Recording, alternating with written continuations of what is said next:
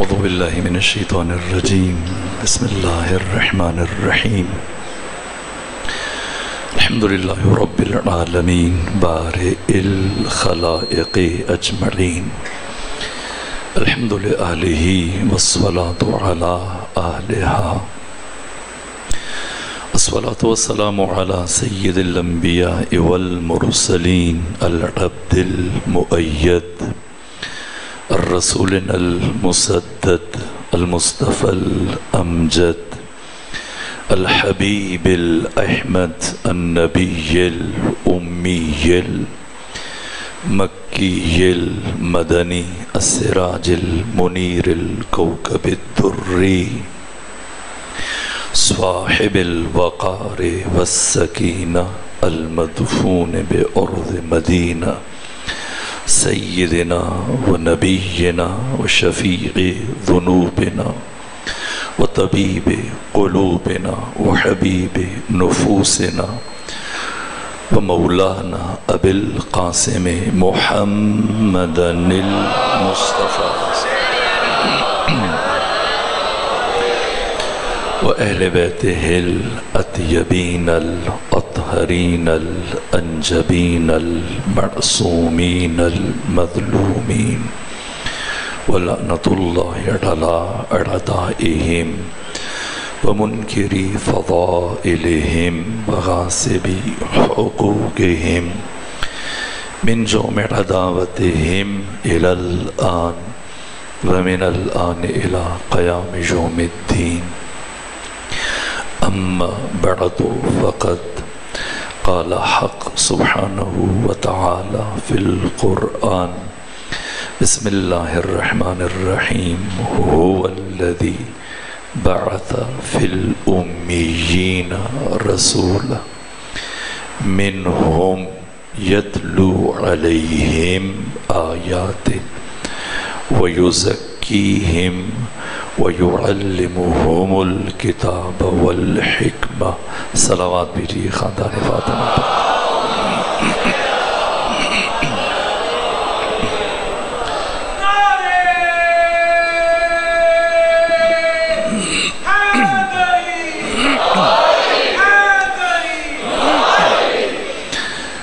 میلاد صادقین کے اس نورانی موقع پر آقا امام زمانہ کی بارگاہ میں اور آپ مومنین کی خدمت میں ہدیہ تبریک عرض کرتا ہوں۔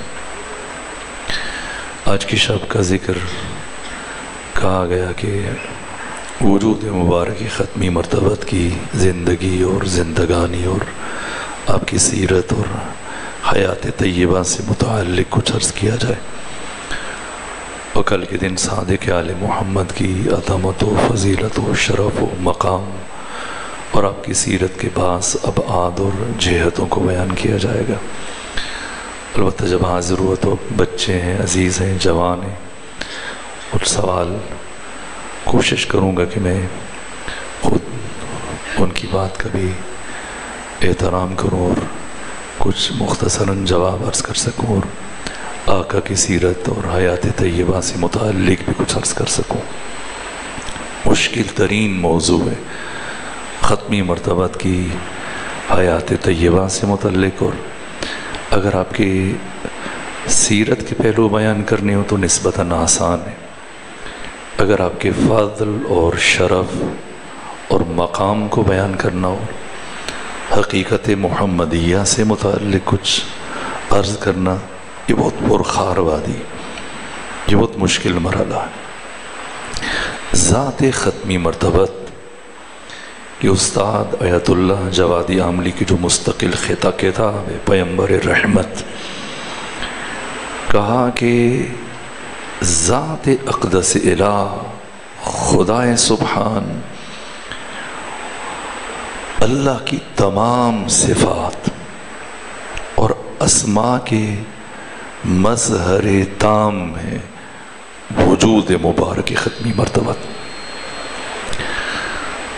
اس جملے کا وزن کیجیے گا، جیسے ذات اقدس الہ خدائے سبحان لیس کمثلہ شیء وجود مبارک ختمی مرتبت مظہر لیس کمثلہ شیء، ذات اقدس الہ خدائے سبحان لم یکن لہ کفوا احد، ذات ختمی مرتبت مظہر لم یکن لہ کفوا احد،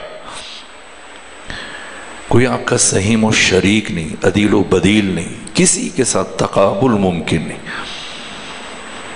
نہ کسی نبی کے ساتھ، نہ کسی غیر نبی کے ساتھ، نہ کسی ذات کے ساتھ آپ کی مثال دی جا سکتی ہے۔ آقا مظہر لیس کمثلہ شیء، عالم دین تشریف فرمائے، یہاں پر عرفاء نے یہاں تک کہ آیت اللہ احمد نجفی جو عظیم الشان کتاب لکھی مشکات الانوار، جن سے متعلق استاد شہید مرتضیٰ مطہری نے فرمایا کہ یہ زاہد ترین عارف ہے، یہ عظیم الشان شخصیت۔ تو آیت اللہ احمد نجفی نے مشکات الانوار میں یہ گفتگو کی، یہ آیت جو پڑھتے ہیں لیس کمثلہ شیء، اس کا کیا معنی کریں گے آپ؟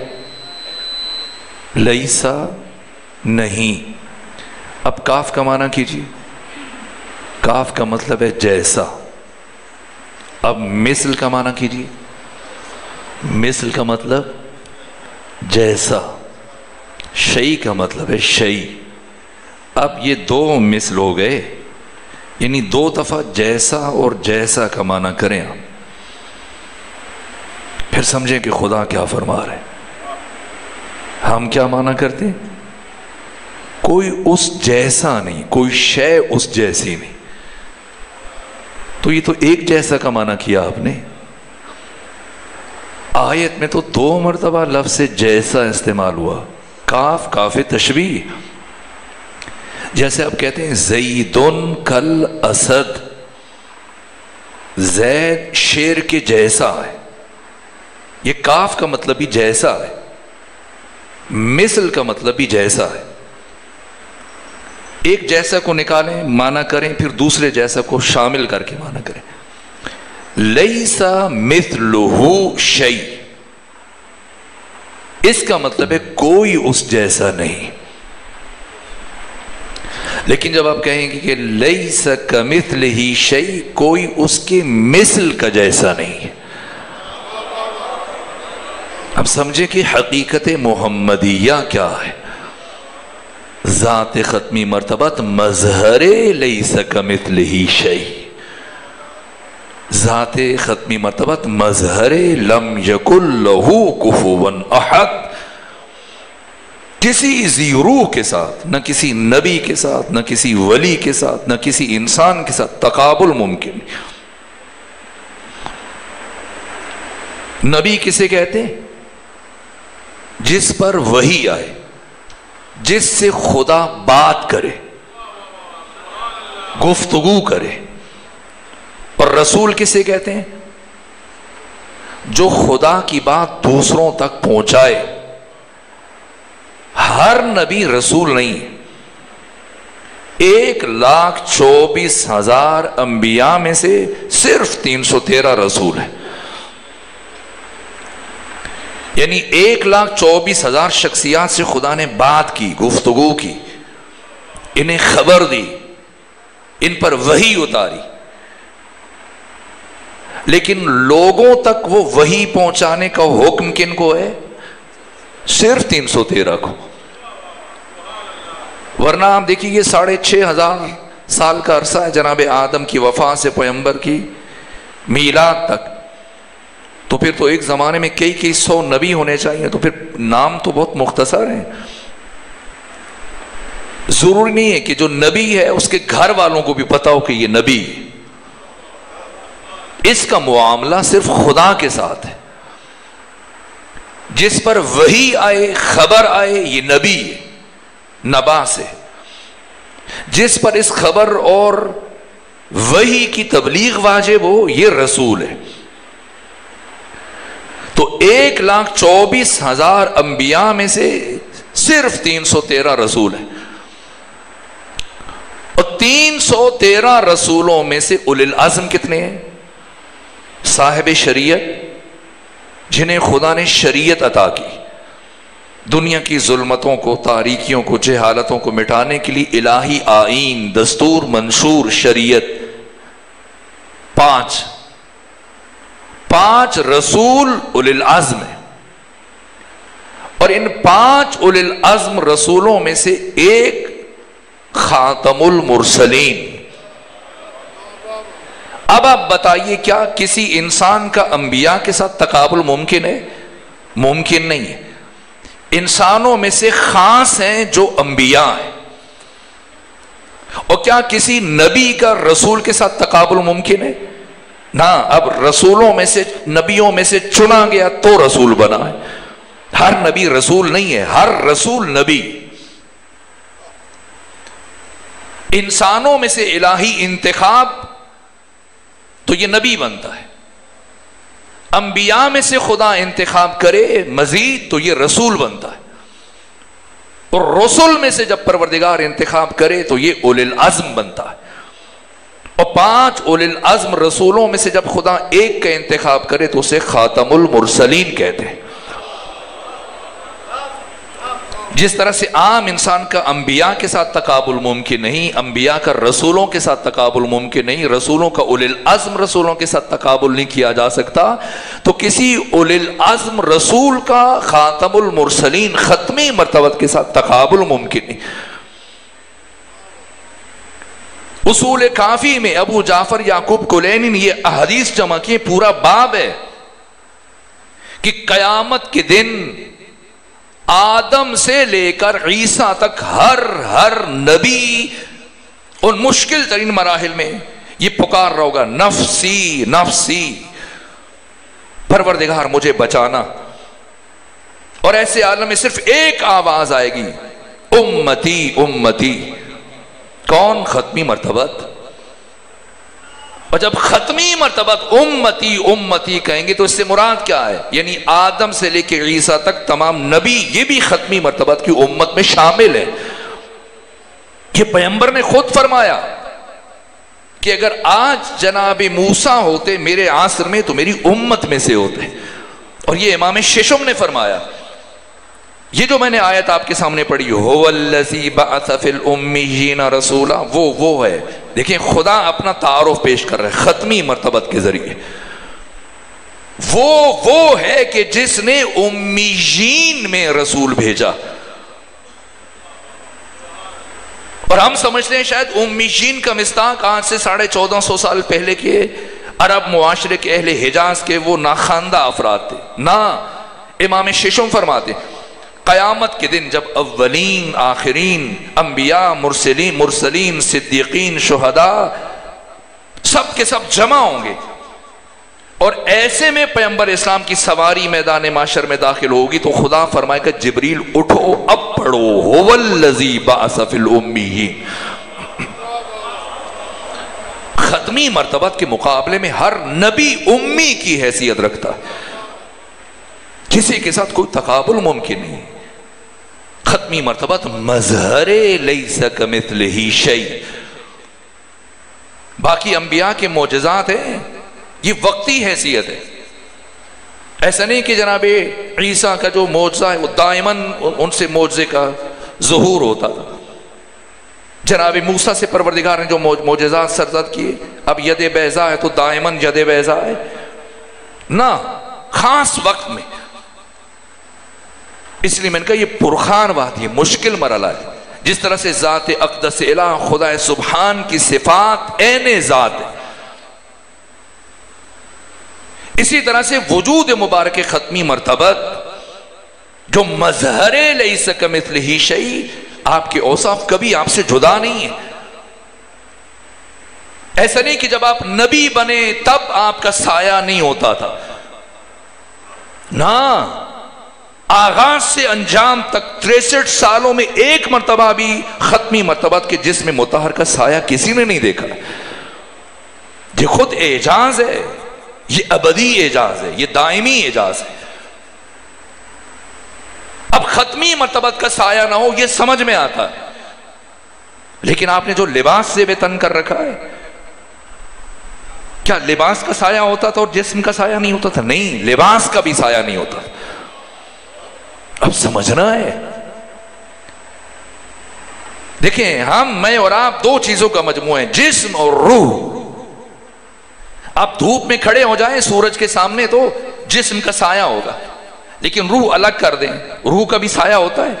اگر روح سورج کے سامنے آ جائے، رکاوٹ بنے، تو کیا آپ سورج کی روشنی اس سے عبور کر پائے گی؟ نہ. روح لطیف ہے، جسم کثیف ہے. کثیف فلسفی اور منطقی اعتبار سے، نہ اردو والا کثیف. تو یہ سورج کی روشنی کو روک لے گا، لیکن روح لطیف ہے جس میں اللہ نے جوہر رکھے ہیں، جوہر علم، جوہر بقا، جوہر ارتقاء، جوہر خوشبو، جوہر نور. جتنی ہماری روح کو خدا نے لطیف قرار دیا، اتنے انبیاء کے جسموں کو لطیف قرار دیا. اور جتنا خدا نے انبیاء کی ارواح کو لطیف قرار دیا، اتنا ختمی مرتبہ کے جسم کو لطیف قرار دیا. یہ قاری ظہور احمد فیضی ہیں لاہور سے، انہوں نے ایک پوری کتاب لکھی ہے، لطافت جسم مصطفیٰ. اس درجہ لطیف ہے کہ وہ لطافت حتیٰ آپ کے لباس تک سرایت ہوئی، اور 63 سالوں میں آپ کے لباس کا بھی سایہ کسی نے نہیں دیکھا. اس پر اجماع ہے، یہ آپ کے سائے کی بات. لعاب دہن، لعاب دہن مصطفیٰ، جو پانی کی ماہیت اور اثر کو بدل کر رکھتے. یہ اصول کافی میں، آپ کی معتبر کتاب میں، اہل تسنن کی تمام سیرت کی کتابوں میں واقعہ موجود ہے. جابر ابن عبداللہ انصاری نے عرض کیا، یا رسول اللہ، اس کنویں کا پانی بہت کڑوا ہے، قابل استعمال نہیں. ختمی مرتبت نے اپنا لعاب دہن پھینکا ہے، اور کنویں کا پانی اتنا شیرین ہوا کہ پھر باقی اس آبادی میں کسی کنویں کا پانی اتنا میٹھا نہیں تھا. یہ آپ کے لعاب دہن کا اثر ہے. کون ہے ختمی مرتبت؟ یہ لعاب دہن، جسم کے جو فاضل اجزاء. آپ جاتے ہیں، یہ بچے کسی باربر کے پاس اور وہ آپ کے بال کاٹے گا، وہیں رہ جائیں گے. لیکن ختمی مرتبت کی موہائے مبارک میں نے معتبر روایات میں دیکھا، حتیٰ آپ کے ناخنوں سے متعلق، ناخن کاٹے اور جناب خدیجہ نے سنبھال کر رکھ دی، ایک پارچے میں ایسے سنبھال کے رکھے کہ بعد میں دفن کروں گی. اور بعد میں کچھ وقت گزرنے کے بعد جب ختمی مرتبت گھر میں نہیں تھے، اٹھایا اور جیسے اس کپڑے کو ہٹایا تو دیکھا موتیوں میں بدل چکے. اور موہائے مبارک، یعنی 200 سال گزرنے کے بعد، جبکہ یہ 190 سال گزرنے کے بعد، مامون الرشید نے، جب ایک تاجر نے کہا میرے پاس پیغمبر اسلام کے بال ہیں، تو مامون نے پوچھا کیا دلیل ہے؟ کہا کہ ان سے ایسی خوشبو آتی ہے کہ دنیا کے کسی اور ایسی خوشبو میں مماثلت نہیں رکھتی. بالآخر لے لی. اور امام علی ابن موسیٰ رضا جب 200 ہجری میں تشریف لائے ہوئے تھے، یہ تب کا واقعہ، امام کے سامنے بال رکھے، 7 بال اس نے 7 لاکھ درہم کے عوض کے خریدے. تو اب کہا کہ اپنے جد رسول اللہ کی موہائے مبارک کی زیارت کیجیے، بالوں کی زیارت کیجیے. اور امام علی ابن موسیٰ رضا نے اپنی انگلی سے 3 بال الگ کیے اور 4 بال الگ کیے. کہا یہ 3 بال میرے جد کے نہیں ہو، یہ 4 بال میرے جد کے، رسول اللہ کے. تو مامون نے پوچھا کہ آپ کو کیسے پتا چلا کہ یہ ان کے ہیں، یہ ان کے نہیں ہیں؟ دیکھنے میں تو ایک جیسے ہیں. تو فرمایا اس لیے کہ مجھے ان 3 سے اپنے وجود کی خوشبو محسوس نہیں ہو رہی. کہا فرزند رسول، یہ بات جو آپ کہہ رہے ہیں یہ آپ کے لیے حجت ہے، وہ بات کریں جو دوسروں کے لیے حجت بن سکے. فرمایا پھر آگ جلاؤ. اسے اہل تسنن نے بھی نقل کیا. اور جب آگ روشن کی گئی اور کہا کہ 3 بال اس میں ڈالو، جب ڈالے کے جل گئے. اور جب 4 بال آگ میں رکھے گئے تو بال نہیں جلے، آگ بجھ گئی. اور مامون نے حیرت سے پوچھا یہ کیا ماجرا ہے؟ فرمایا اللہ نے ہم محمد و آل محمد پر دنیا اور آخرت کی آگ کو حرام قرار دیا.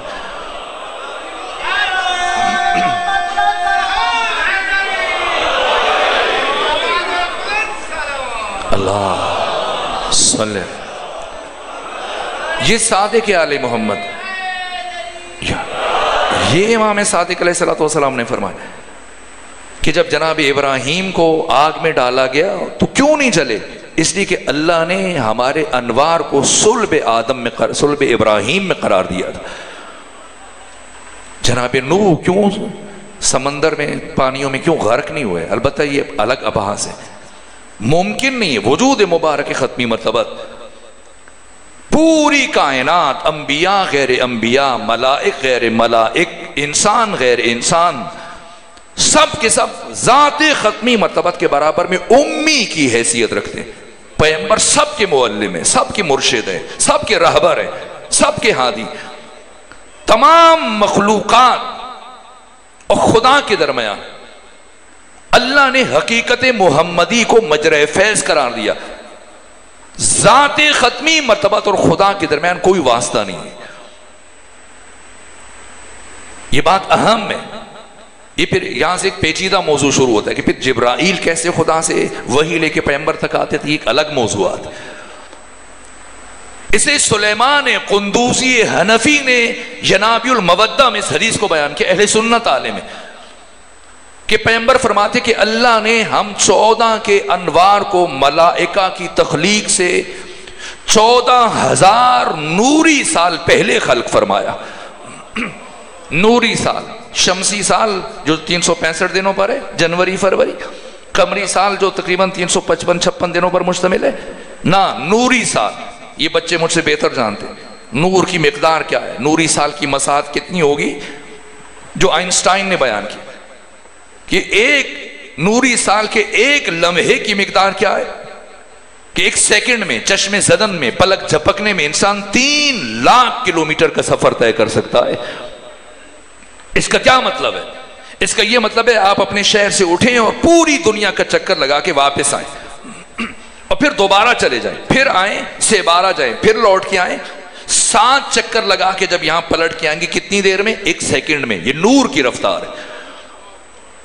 اب سمجھیں کہ ختمی مرتبت کیا فرما رہے ہیں، کہ اللہ نے ہم 14 کے انوار کو ملائکہ کی تخلیق سے 14,000 نوری سال پہلے خلق فرمایا۔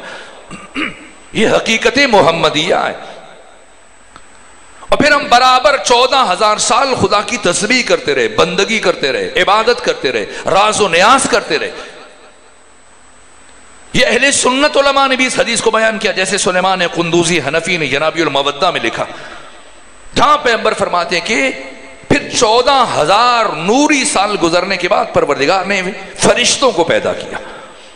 پہلے کوئی ملک نہیں تھا، فرشتہ نہیں تھا، اور جب فرشتے خلق ہوئے اور ان فرشتوں نے ہم 14 کے انوار کو مشاہدہ کیا، جیسی پہلی مرتبہ ہم 14 کے انوار پر نگاہ پڑی، فزعموا، پیغمبر فرما رہے ہیں انہوں نے گمان کیا شاید ہم 14 ان کے خالق ہیں۔ جیسی انہیں یہ خیال آیا تو پیغمبر فرماتے ہیں بلا فاصلہ سبحنا فسبحت الملائکہ، ہم نے فوراً خدا کی تسبیح شروع کر دی، سبحان اللہ کہنا شروع کیا، اور ہمیں دیکھ کر سن کر ملائکہ نے سبحان اللہ کہنا شروع کیا۔ حللنا وحللت الملائکہ، ہم نے لا الہ الا اللہ کہا، ہمیں دیکھ کر سن کر ملائکہ نے لا الہ الا اللہ کہا۔ پھر پیغمبر فرماتے ہیں کہ اللہ نے ارادہ کیا کہ جبرائیل کو باقی فرشتوں پر سردار معین کرے، تو اللہ نے جبرائیل سے خطاب کیا، بتا من انت ومن انا، تو کون ہے میں کون ہوں؟ جبرائیل نے جواباً عرض کی انت و انا، تو ہے میں ہوں۔ یہاں پیغمبر فرماتے کہ میرے بھائی علی ابن ابی طالب کا نور آگے بڑھا، اور آگے بڑھ کر جبرائیل کو خدا سے گفتگو کا سلیقہ سکھایا کہ اللہ سے کیسے بات کی جاتی ہے۔ تو نور علی نے جبرائیل کو بتایا، یوں کہو انت رب الجلیل وانا عبدک الذلیل واسمی جبریل۔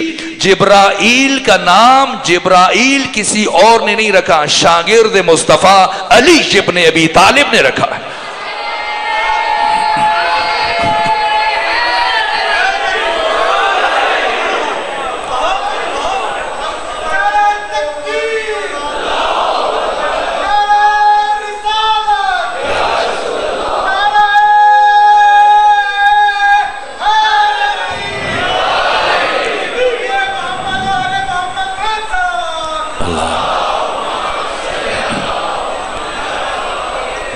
ذی روح کے ساتھ تقابل ممکن ہی ہے. ذات ختمی مرتبت حقیقت محمدیہ. ہم انسان، ہمارے لیے جو خدا نے احسان فرمایا، امیر المومنین فرماتے ہیں اللہ نے انسانوں پر اس کائنات میں جو سب سے بڑا احسان فرمایا، اپنے محبوب محمد مصطفیٰ کو ان کے لیے ہادی اور رہبر بنا کر بھیجا. بہکر بشری میں اگر کوئی یہ سمجھتا ہے جیسے قرآن نے بیان کیا، یہ عرب بدو کہتے تھے یمشی فی الاسواق، یہ تو بازاروں میں چلتا ہے، ہماری طرح کھاتا ہے پیتا ہے. ظاہر اگر ہم جیسا ہے، ببین تفاوت راز کجا آستاب کجا. وجود مبارک ختمی مرتبت حقیقت محمدیہ کی نازل ترین شکل اس عالم ناسوت میں ظاہر ہوئی ہم انسانوں کے درمیان. اگر کوئی حقیقت محمدیہ کو اس عالم ملک میں، عالم مادہ میں، عالم ناسوت میں، اس دنیا میں منحصر سمجھتا ہے، غلطی پر ہے، یقیناً غلطی پر. ذات ختمی مرتبت ایک ذی مراتب ہستی ہے. جیسے ہمارے رہبر ہیں، ہمارے ہادی ہیں، ہمارے امام ہیں، ہمارے مرشد ہیں، ہمارے معلم ہیں اس عالم ملک میں، اسی طرح سے عالم ملکوت میں، ملکوت اسفل، پھر ملکوت اعلیٰ، عالم جبروت، بیت المعمور، آسمان چہارم، پھر آسمان پنجم، ششم، ہفتم، عرش، لوح، قلم، کرسی. عرش سے مراد زمان نہیں ہے، کرسی سے مراد مکان نہیں ہے. منتہائے مکان کو کرسی کہا گیا، جہاں مکان کی حدیں ختم ہو جائے. منتہائے زمان کو عرش کہا جاتا ہے، جہاں زمانے کا تصور ختم ہو جائے. زمان و مکان سے ماورا، بالتر. سدرۃ المنتہا عالم لاہوت، عالم اسماء و صفات، جب خدا ہے. اور اس مرحلے تک نہ کسی نبی کی رسائی ہے، نہ کسی ملک اور فرشتے کی رسائی ہے. جبرائیل سید الملائکہ، میں کیسے عرض کروں، مشکل ہو جاتا ہے. تمام فرشتوں میں سے 4 فرشتے، جیسے میں نے انبیاء کی بات کی، یہ خاص ہیں. اسرائیل ہے، اسرافیل ہے، میکائیل ہے، جبرائیل ہے. اور 4 میں سے پھر خود جبرائیل سید الملائکہ. اور سید الملائکہ عالم ناسوت اور عالم ملک اور عالم مادہ سے سفر معراج میں پیغمبر اسلام کا سہیم اور شریک رہا. اور عالم نفس، عالم مثال، بیت المعمور، ان تمام مراحل میں ساتھ ساتھ چلتے رہے. اور جیسے پیغمبر آسمان چہارم بیت المعمور سے آگے بڑھے، محسوس کیا جبرائیل رک گئے. کون؟ جبرائیل سید الملائکہ. اور پیغمبر نے پلٹ کر کہا کیوں ٹھہر گئے، کیوں رک گئے؟ کیا کہا؟ لو دنوت انبلۃ لاحترقت، ایک پورا برابر آگے بڑھوں میرے پر جل جائیں. سید الملائکہ جبرائیل جس مقام سے آگے نہ بڑھ سکے، جو سارے فرشتوں کا سردار ہے، اس مرحلے سے ختمی مرتبت اپنے نالین پاک کے ہمراہ سفر کر کے جا رہے ہیں. ذات مصطفیٰ، جسم مصطفیٰ، آپ کی لطافت نہ، اب وہ جو نالین آپ سے منسوب ہیں وہ ساتھ سفر کر رہے ہیں. اور جبرائیل رک گیا ہے. باتیں مشکل ہیں. یہ ملائکہ، انبیاء، کسی کے ساتھ تقابل ممکن ہے. وہ عالم لاہوت، عالم اسماء و صفات. کوئی حدیث ہوتی تو ہم بھی رک جاتے اور کہتے نہیں ضعیف ہے، اتنی بڑی بات کیسے ہو سکتی. خود قرآن سورہ مبارکہ نجم 53 نمبر سورہ ہے، آیت نمبر 8، 9، 10، پروردگار نے فرمایا ثم، پھر دنا، وہ قریب ہوا. کون؟ مصطفیٰ. کس سے؟ خدا سے. کتنا قریب؟ فتدلّا، اور قریب ہوا، اور قریب ہوا. کتنا قریب؟ فکانا قاب قوسین. قوس ایک کمان، قوسین 2 کمانیں. شب معراج عالم لاہوت میں، عالم اسماء و صفات میں مصطفیٰ خدا سے قریب ہوا اور قریب ہوا. کتنا؟ قاب قوسین. لیکن اللہ قاب قوسین کہہ کے رکا نہیں. رک جاتا تو مقام مصطفیٰ کی حد معین ہو جاتی، بلکہ پروردگار نے مزید فرمایا او ادنا، شب معراج خدا اور مصطفیٰ کے درمیان 2 کمانیں یا اس سے بھی کم کا فاصلہ رہ گیا. کتنا کم کون بتائے؟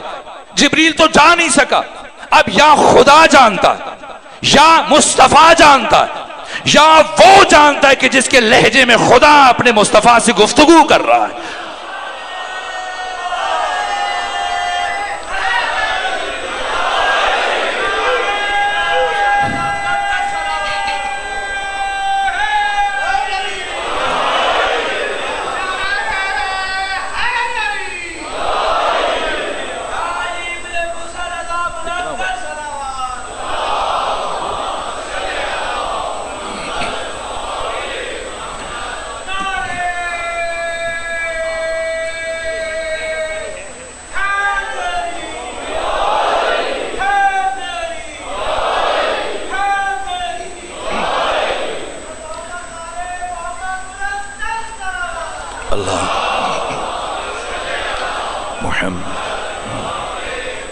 شرمندہ ہوں، مجھے وقت کا احساس نہیں ہو، ابھی بتا رہے ہیں کہ وقت تقریباً تمام ہو چکا. تو 2 جملے اور عرض کروں.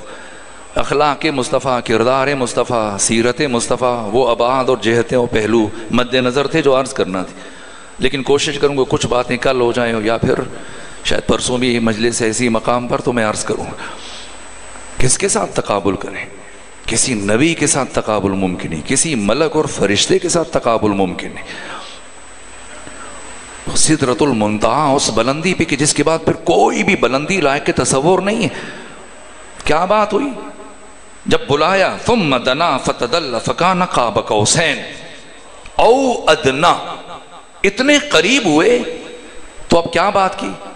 اب جبریل نہیں تھے ہمیں بتاتے تو کیا بات ہوئی؟ یہ قرآن نے بیان کیا. فاوحا الی عبدہ ما اوحا، تو خدا نے وحی کی اپنے عبد پر جو وحی کی. اسے پتا ہے جس پر وحی ہو رہی، اسے پتا ہے. تو یہ تو پھر خدا اور مصطفیٰ کا ذاتی معاملہ ہے کہ خدا نے معراج پر بلایا، پیغمبر اسلام معراج پر گئے. قرآن جو کتاب ہدایت بشر ہے، اس کا تو ہر لفظ بشر کے لیے ہدایت رکھتا ہے. تو فلسفہ معراج اور واقع معراج کا ہدایت بشر سے کیا تعلق ہے؟ بلایا خدا نے، میزبان خدا ہے، مہمان مصطفیٰ ہیں. بات ان 2 کے بیچ میں ہوئی اور ہمیں کچھ نہیں پتا. خدا نے فرمایا فَأَوْحَا إِلَىٰ عَبْدِهِ مَا أَوْحَا. تو پروردگار جب یہ ختمی مرتبت کا نجی معاملہ ہے، ذاتی معاملہ ہے، جب وہی خاص گفتگو کے لیے بلایا جو صرف مصطفیٰ جانتے، تو اس واقعے کو قرآن میں جو کتاب ہدایت بشر ہے کیوں ذکر کیا؟ تو خدا سبحان انسانوں کا خالق ہے. اللہ جانتا ہے اس انسان کے مزاج کو، اس کی حقیقت اور ماہیت کو. جب تک کچھ نہیں ملے تو مسکین بنا رہتا ہے، جب کوئی چیز مل جائے تو اب تکبر اور غرور اور فخر اور مباحات میں مبتلا ہوتا ہے. جیسی چھوٹی سی کامیابی ملے تو پھر اترانے لگ جاتا ہے اور دوسروں کو انسان نہیں سمجھتا. اور سب سے بڑی کامیابی اگر کہیں انسان کو ملی آج تک کی تاریخ میں، جو بچوں کو بھی آپ مثال کے طور پہ بتاتے ہیں، جو سب سے بڑی پیش رفت ہے بشر کی، آپ کیا کہتے ہیں؟ کہ انسان تو چاند پہ جا پہنچا. چاند پہ. اب منیر نیازی ہیں، پشاور کے شاعر گزرے ہیں، وہ کہا کہ انسان کل تو عرش سے اونچا تھا اے منیر، آج اتنا گھٹ گیا کہ کمر تک پہنچ گیا. کہا یہ تو کمال نہیں، یہ تو تنزل ہے. لیکن ہم اپنے ہاں بچوں کو کہ انسان نے کتنی ترقی کی کہ زمین سے اٹھا چاند پہ جا پہنچا. اب جو چاند پہ گیا اسے یا وہ جو نیچے بیٹھا ہے، اگر اس سے خیال آئے یا اظہار کر دے، ٹھیک ہے امام الانبیاء سید الرسل ختمی مرتبت تمام نبیوں کے انسانوں کے سردار تھے، لیکن چاند پر تو نہیں جا سکے. اور اگر انسان اور پیش رفت کرے اور عطارد پہ چلا جائے، مریخ پہ چلا جائے، مشتری پہ چلا جائے، تو انسان کے ذہن میں خیال آ سکتا ہے ٹھیک ہے ختمی مرتبت محمد مصطفیٰ بڑے باعظمت تھے، با کمال تھے، لیکن چاند پر تو نہیں جا سکے، مریخ پر، مشتری پر، عطارد پر، زحل پر، فلاں ستارے سیارے تک تو نہیں پہنچ جا سکے.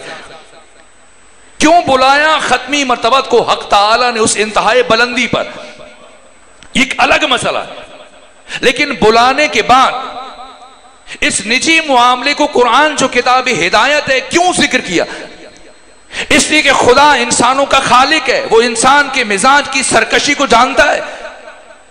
مبادہ اترانا شروع ہو جائے کہ میں چاند پہ پہنچا، یا دوسرے اس سے متعلق کہیں کہ اتنی ترقی کی کہ چاند پہ جا پہنچا، تو خدا نے بتانے کے لیے کہ خبردار جہاں مرضی پہنچ جاؤ، کسی مرحلے پر پہنچ کر اترانا نہیں، اتنا ذہن میں رکھنا کہ یہ سارے راستے میرے محبوب محمد مصطفیٰ کے روندے ہوئے ہیں۔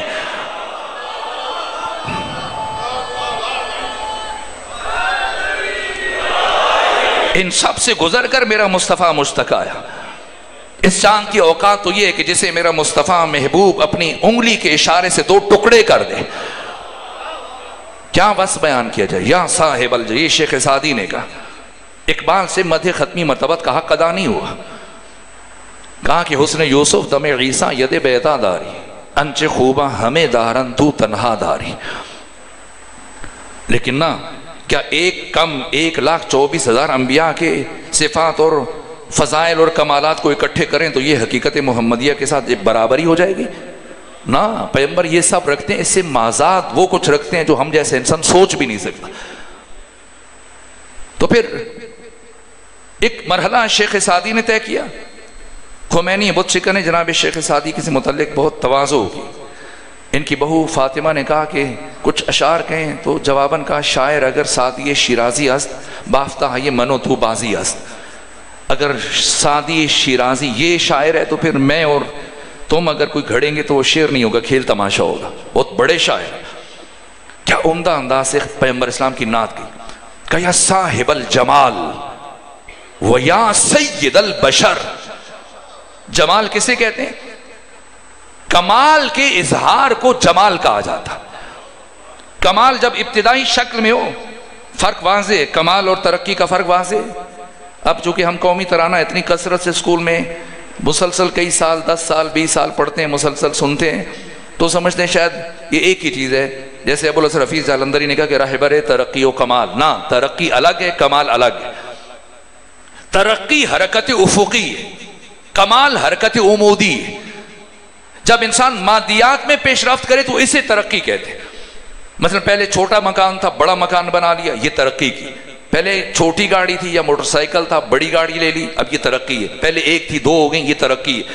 پہلے اس کے پاس درہم و دینار سونے چاندی کی مقدار کم تھی، اضافہ، یہ ترقی ہے۔ پہلے 1 زمین کا قطعہ تھا، 1 پلاٹ تھا، اب 2-4 اور خرید لی، یہ ترقی کر رہا ہے۔ عہدے میں اضافہ، مثلا پہلے کلرک تھا، پھر ڈی سی بن گیا، پھر پرائم منسٹر، چیف منسٹر بن گیا، پرائم منسٹر بن گیا، پریزیڈنٹ کی مسلسل ترقی کر رہا ہے۔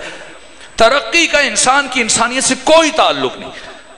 انسان ترقی کرے پھر بھی انسان ہے، ترقی نہ کرے پھر بھی انسان ہے۔ اللہ نے کسی ایک نبی کو بھی بشر کو مترقی بنانے کے لیے نہیں بھیجا۔ اللہ نے انبیاء کو، انسانوں کو باکمال بنانے کے لیے بھیجا ہے۔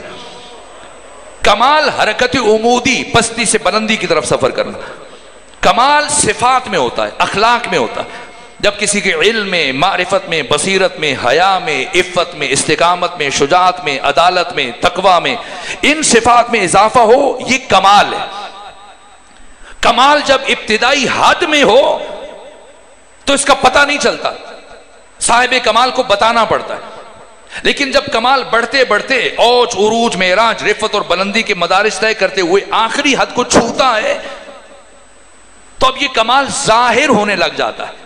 اب بتانا نہیں پڑتا کہ اس کے اندر کمال ہے۔ مشک انس کے خود بے بویت، نہ انس کے عطار بے گویت۔ خوشبو وہ ہوتی ہے جو اپنے وجود کا پتہ خود دے، نہ یہ کہ عطر فروش کو بتانا پڑے کہ بہت اچھی خوشبو ہے، نہ، خوشبو اپنا پتہ خود دیتی ہے۔ کمال جب انتہائی حد کو چھوتا ہے تو ظاہر ہونے لگ جاتا ہے۔ تو کمال کے ظہور کی کیفیت کو جمال کہا جاتا ہے۔ اب سمجھیں شیخ سعدی نے کیا نعت کہی پیغمبر اسلام کی، یا صاحب الجمال، اے وہ ذات کہ تمام کے تمام فضائل اور کمالات جس ہستی میں اوج عروج معراج رفت و بلندی پہ پہنچ کے ظاہر ہوئے، یعنی اللہ نے اس کائنات میں تمام تر فضائل اور کمالات کے ظہور کے لیے جس نورانی پیکر کا انتخاب کیا وہ ذات ختمی مرتبت، وہ یا سید البشر، چونکہ صاحب جمال ہیں اس لیے سید البشر ہیں. تو آپ کے جمال کی تشبیہ کس سے دیں؟ ہمیں تو کوئی اچھا لگتا ہے، بیٹا اچھا لگ جائے، پوتا نواسا اچھا لگ، کہتے ہیں چاند کا ٹکڑا ہے، کبھی کہتے ہیں یہ تو چاند جیسا ہے. تو اب شیخ سعدی کو اچھا نہیں لگا کہ وہ مصطفیٰ جو انگلی کے اشارے سے چاند کے 2 ٹکڑے کر دے، اب آپ کے حسن کو چاند سے تشبیہ دے. کیا نعت کہی ہے، یا صاحب الجمال و یا سید البشر من وجہک المنیر. منور نہیں کہا، منور روشن، نورانی. منیر نورانی بنانے والا، نور عطا کرنے والا. من وجہک المنیر لقد نور القمر. تیرے نور عطا کرنے والے چہرے سے اللہ نے چاند کو نورانی بنایا. لا یمکن الثناء کما کان حقہ. ممکن نہیں تیری ثنا کا حق ادا کیا جا سکے. 3 جو بیت ہیں عربی میں، 4تھا مصرع فارسی میں کہا. بعد از خدا بزرگ تو یہ قصہ مختصر. آپ نے اقبال کو بھی سنا، سعدی کو بھی سنا. تو ایک شعر غالب کا بھی عرض کرتا ہوں. غالب جس کے متعلق خود اقبال نے اعتراف کیا، کہا گیسوئے اردو ابھی منت پذیر شانہ ہے. یہ اردو کے بالوں کی کنگھی کرنے والے کون ہیں؟ غالب ہیں. یہ اقبال نے کہا. بلکہ یہاں تک کہا ہے نظر غالب، آپ نے پڑھی ہوگی، کہ فکر انسان پہ تیری ہستی سے یہ روشن ہوا ہے پرے مرغ تخیل کی رسائی تا کجا. غالب تجھے دیکھ کے انسانوں کو پتا چلا کہ جب انسان سوچنے لگتا ہے تو اس کی فکر کہاں تک جا سکتی ہے. یہ غالب عام شخص نہیں کہہ رہے، خود اقبال کہہ رہے ہیں. اور اقبال اپنے بارے میں اس حد تک کہتے ہیں کہ کی حق سے فرشتوں نے اقبال کی غمازی. ایک دن فرشتے میری شکایت لے کر خدا کے پاس پہنچے. یہ اقبال نے کہا. کیا شکایت لے کے گئے؟ کہا گستاخ ہے، کرتا ہے فطرت کی ہنا بندی. پروردگار یہ اقبال بڑا گستاخ ہو گیا، فطرت کی ہنا بندی کرتا ہے. کیسے؟ سکھلائی فرشتوں کو آدم کی تڑپ اس نے، آدم کو سکھاتا ہے آداب خداوندی. یہ اقبال. غالب سے متعلق کیا کہا کہ فکر انسان پہ تیری ہستی سے یہ روشن ہوا ہے پرے مرغ تخیل کی رسائی تا کجا. یہ غالب. غالب سے متعلق شعراء یہ کہتے ہیں کہ جہاں انسان سوچنا چھوڑ دے وہاں سے غالب سوچنا شروع کرتا ہے. ہماری فکر کہاں جا کے رکتی ہے؟ مثلا جب دعا مانگے تو کیا کہتے ہیں؟ پروردگار جنت دے دے. دوسری دعا ایسی ضمن میں مانگے تو کہیں گے پروردگار جہنم سے بچا لے. اس سے ہٹ کے نہیں سوچا ہوگا. لیکن جہاں ہم سوچنا چھوڑتے ہیں غالب سوچنا شروع کرتے ہیں. یہیں سے بات شروع کی. کہ ٹھیک ہے اب اگر جہنم کو چلا گیا تو دی اینڈ ہے، جنت چلا گیا بات ختم ہے، اور کیا چاہیے. لیکن غالب نے کیا کہا؟ کہا میں بادخار ہوں کر جنت نہ جا سکوں. یہ تخیل ہے. پروردگار ایسا عیب ہے، ممکن ہے تو مجھے جنت نہ بھیجے، میں بادخار ہوں گر جنت نہ جا سکوں، لیکن ضائع تو نہیں ہونا چاہتا. حسرت ہے بعد مرگ میں کچھ کام آ سکوں. ٹھیک ہے تو مجھے جہنم میں بھیج دے، مجھے لگتا ہے میں جنت نہیں جا پاؤں گا، لیکن میں ضائع نہیں ہونا چاہتا. میں چاہتا ہوں جہنم میں جا کے بھی میں کسی کام آؤں. میں بادخار ہوں گر جنت نہ جا سکوں. حسرت ہے بعد مرگ میں کچھ کام آ سکوں. ایندھن بنا دے مجھ کو جہنم کا یا خدا، ہر دشمن علی کا کلیجہ جلا سکوں.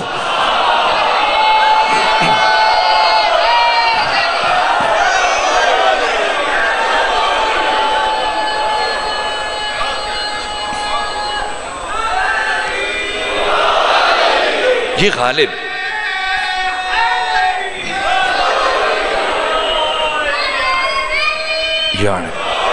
یہ غالب ہے، یہ غالب کی فکر ہے. تو میں نے سوچا کہ پیغمبر کے بارے میں غالب نے کیا کہا ہوگا.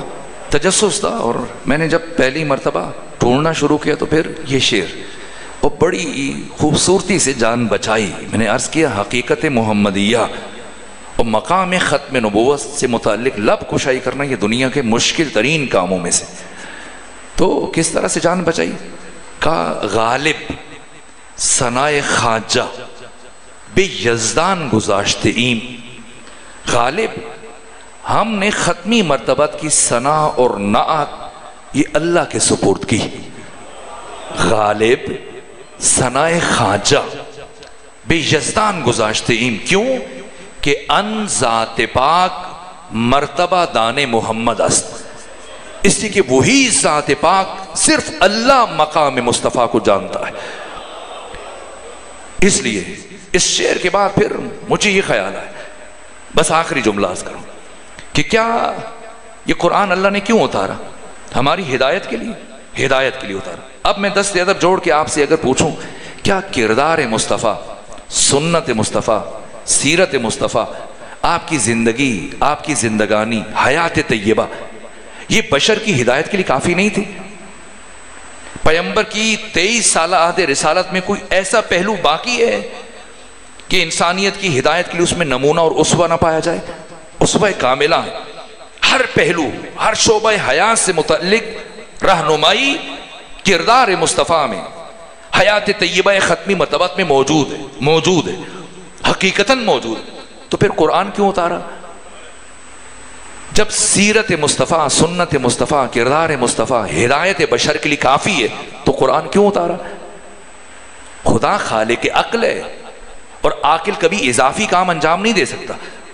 اگر ہدایت بشر کے لیے کردار مصطفیٰ اور سنت و سیرت مصطفیٰ کافی ہے تو قرآن کیوں اتارا؟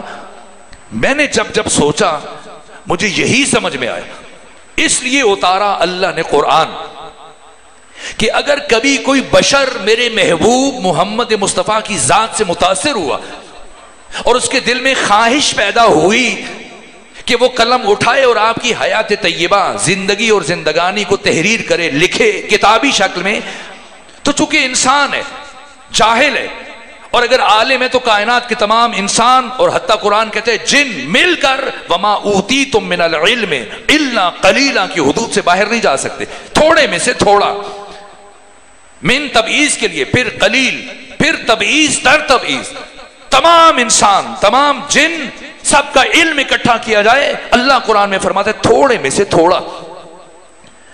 تو یہ علم قلیل لے کر یہ بشر اگر میرے محبوب ختمی مصطفیٰ سے متعلق قلم اٹھاتا سیرت، سنت، حیات طیبہ لکھنے کے لیے، زندگی اور زندگانی کو تحریر کرنے کے لیے، تو قدم قدم پر غلطی کرتا، اشتباہ کرتا، ٹھوکر کھاتا، اس لیے کہ جانتا نہیں ہے میرے مصطفیٰ کا مقام کیا ہے، میرے مصطفیٰ کی عظمت کیا ہے، حقیقت کیا ہے، شرف کیا ہے، فضل کیا ہے، حقیقت محمدیہ کس درجہ رفیع پر فائز ہے، اس لیے غلطیاں کرے گا۔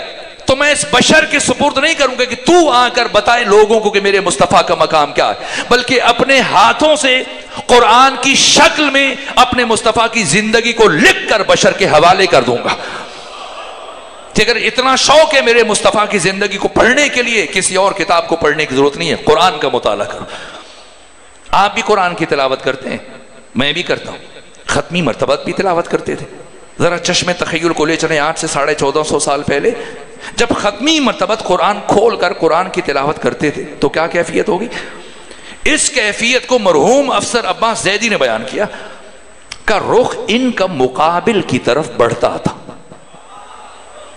رخ ان کا مقابل کی طرف بڑھتا تھا، اور جوش عقیدت کا اسے چڑھتا تھا، اور جب سامنے آتا تھا نبی کے قرآن معلوم نہیں کون کسے پڑھتا تھا۔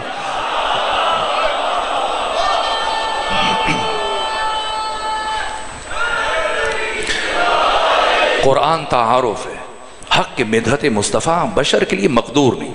گفتگو ختم ہوئی، چونکہ وقت دعا ہے تو میں آخری جملہ عرض کروں تاکہ عنایت مصطفیٰ سمجھ میں آئے، کرم مصطفیٰ، جود مصطفیٰ کتنے کریم ہیں۔ اجازت دیں تو ایک جملہ اور عرض کرتا ہوں، اور اسے ابو جعفر یعقوب کلینی نے روضۃ الکافی کی 4 جلد کے صفحہ نمبر 39 پر بیان کیا ہے۔ یہ واقعہ کہ یمن سے کچھ لوگ ختمی مرتبہ سے ملنے کے لیے آئے، ملاقات کے لیے آئے، اور ان میں سے ایک فرد ختمی مرتبہ کے ساتھ گستاخی کر رہا تھا، لب و لہجہ مناسب نہیں تھا، اور ناشائستہ لہجے میں جب پیغمبر سے بات کرتا، یہ ابو جعفر یعقوب کلینی نے روضۃ الکافی کی 4 جلد صفحہ نمبر 39 پر یہ روایت لکھی۔ پیغمبر کا چہرہ غصے سے سرخ ہو گیا، اور اب غصے کو پیتے ہوئے پیغمبر زمین کی طرف دیکھ رہے برابر، یہاں تک کہ پروردگار نے جبرائیل کو نازل کیا۔ پیغمبر کے باقی اوصاف، آپ کا اخلاق، آپ کی سیرت کے ابعاد اور پہلو. میری خواہش تھی کہ میں آج 14 واقعات پیغمبر کی سیرت کے آپ کے سامنے بیان کرتا، لیکن اب بات ایسے چلی کہ بڑھتی چلی گئی اور گفتگو کا وقت ختم ہوا. تو یہ ایک جملہ عرض کرتا ہوں تاکہ بات مکمل ہو جائے کہ جبرائیل آئے، عرض کیا یا رسول اللہ پروردگار آپ کے لیے سلام بھیجتا ہے، خدا آپ پر سلام بھیجتا ہے. اور پروردگار یہ فرما رہے ہیں کہ یہ شخص کہ جو آپ کے ساتھ اس لب و لہجے میں بات کر رہا ہے یہ یمن کے سخی ترین افراد میں سے، اور یہ لوگوں کو، محروم اور مفلس اور نادار لوگوں کو کھانا کھلاتا ہے. اتنا سننا تھا کہ پیغمبر گرامی اسلام کا چہرے سے غضب اور غصے کے آثار زائل ہوئے، اور اس شخص کی طرف دیکھا اور کہا ابھی جبرائیل آئے. مسلمان نہیں تھا وہ شخص. فرمایا ابھی جبرائیل آئے اور اللہ کا یہ پیغام دیا اور مجھے بتایا کہ تو بہت سخی ہے، اور میں سخی لوگوں سے بہت محبت کرتا ہوں، خصوصاً جو دوسروں کو کھانا کھلاتے ہیں. تو جب یہ سنا ایک مرتبہ ہل کر رہ گئے. تو ابو جعفر یعقوب قرینی نے لکھا اسی لمحے اس نے کہا اشہد ان لا الہ الا اللہ واشہد ان محمد رسول اللہ. میں اپنے اور محمد مصطفیٰ کے پروردگار پر ایمان لے کے آتا ہوں، اس لیے کہ آج تک میں نے کبھی کسی غریب کو، کسی مفلس اور نادار کو اپنے دروازے سے خالی نہیں بھیجا، اور وہ میرے اس وصف کو اتنا پسند کر رہے ہیں. یہ اسلام کا مزاج ہے، یہ پیغمبر کا. میری خواہش تھی میں 14 نمونے عرض کرتا تاکہ ہم ان میں سے پیغمبر اسلام کی بارگاہ میں ہدیہ، لیکن وقت دعا ہے، بس آخری جملہ عرض کرو. عشق مصطفیٰ بخدا ہمارا یہ عمل، یہ ریاکاری سے لبریز نمازیں اور یہ روزے اور باقی جو کچھ ہم کرتے ہیں، الانسان علی نفسہ لبصیر، انسان جانتا ہے وہ کتنے پانی میں، کون سا عمل کس نیت سے کرتا ہے، اس میں کتنا خلوص ہے، اس میں کتنی گہرائی ہے، یا ریا سے لبریز ہے.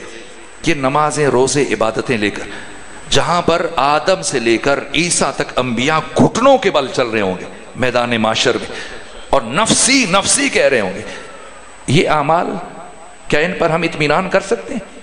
ایک چیز ہے جو ہمیں بچا سکتی ہے، عشق مصطفیٰ، محبت ختمی مرتبہ. استاد حق شہید مرتضیٰ مطہری نے اسے داستان راستان میں بیان کی. اردو زبان میں یہ دونوں کتابیں، 2 جلدیں سچی کہانیاں کے نام سے یہ، اور جوانوں کو پڑھنی چاہیے. معتبر ترین واقعات، مستند ترین کتابوں سے نقل کی استاد شہید مرتضیٰ مطہری نے. ان میں سے ایک واقعہ جس پر میں گفتگو ختم کر رہا ہوں چونکہ وقت دعا ہے. وہ کہتے ہیں کہ شہید مطہری نے بیان کیا داستان راستان میں کہ پیغمبر اکرام اسلام کی بارگاہ میں صحابہ بڑی تعداد میں جمع تھے.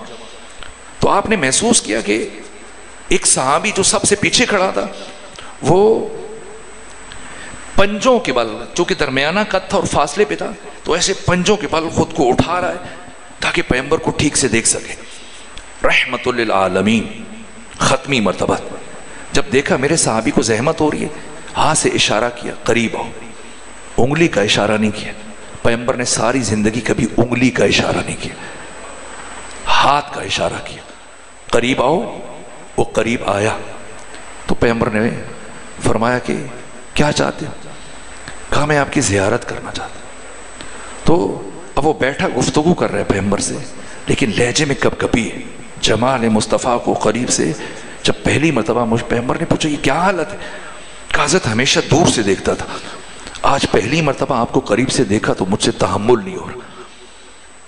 کہا کب کبھی کیوں تاری؟ کہا میرا جی چاہتا میں آپ کے سینے سے لگ جاؤں لیکن مجھے ہمت نہیں پڑ رہی. پیغمبر نے فرمایا کھڑے ہو جاؤ. وہ کھڑا ہوا، پیغمبر کھڑے ہوئے، وہ سینے سے لگایا اور پھر وہ رخصت ہوا تو 2-3 گھنٹے کچھ وقت گزرنے کے بعد دوبارہ آیا. پھر پیغمبر کی بس میں باقی صحابہ کے بیچ بیٹھا. پیغمبر نے پھر پاس بلایا. کہ میں دیکھتا ہوں تم ہر روز صرف ایک دفعہ آیا کرتے تھے صبح میں، آج میں نے دیکھا تم ایک دن میں دوسری مرتبہ آئے ہو. کیوں؟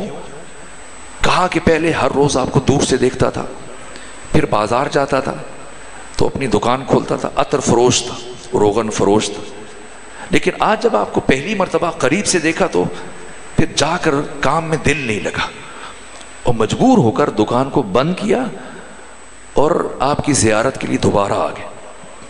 کچھ گفتگو ہوئی. یہ شہید مطہری نے واقعہ لکھا ہے. سند کے اعتبار سے خود شہید کا نام کافی. داستان راستان اردو زبان میں سچی کہانیاں آپ چل کے پڑھ لیجئے. تو کچھ دیر بیٹھ کے حضرت سے گفتگو کرتا رہا, گریہ کرتا رہا زار زار, پھر چلا گیا تو دوبارہ کبھی واپس نہ آیا.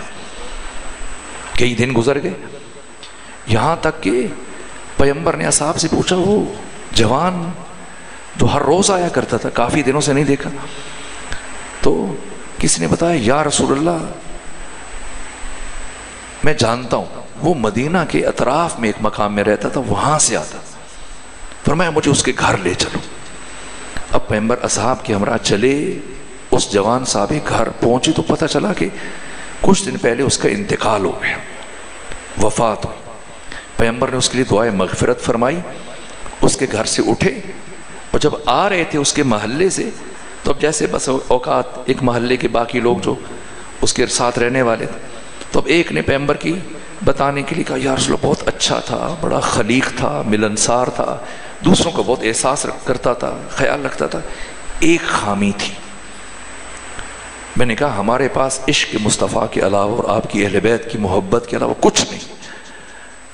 تو اس کے ہمسائے نے کہا, یہ شہید مطہری نے لکھا, میں بار بار اس لیے نام لے رہا ہوں تاکہ بات کے وزن کو سمجھا جائے.